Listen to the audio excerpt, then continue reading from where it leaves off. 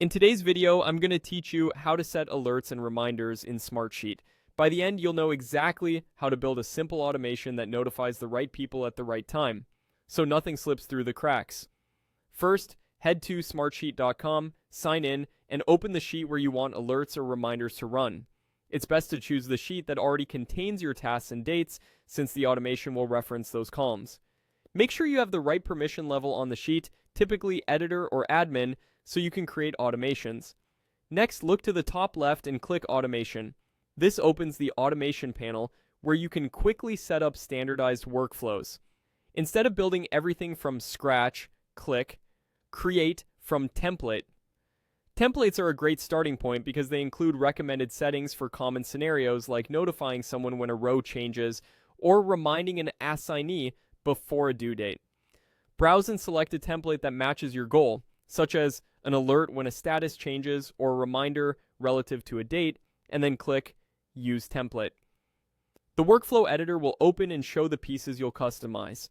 Start by selecting the trigger. This determines when the workflow runs. For alerts, a popular trigger is when rows are added or when a field changes. For reminders, choose a date-based trigger, like when a date is approaching, and set it to run a certain number of days before or after a due date. You can also choose the time of day and whether it should recur. Then select a condition to narrow down which rows qualify. For example, you might only send a reminder when status is in progress or only alert for high priority items. Conditions help keep noise down and ensure people receive relevant notifications. Under the action labeled Alert Someone, enter the recipient. You can type a person's name or email or choose a contact column so the alert goes to whoever is assigned in that row. If your organization prefers group notifications, you can select multiple recipients here.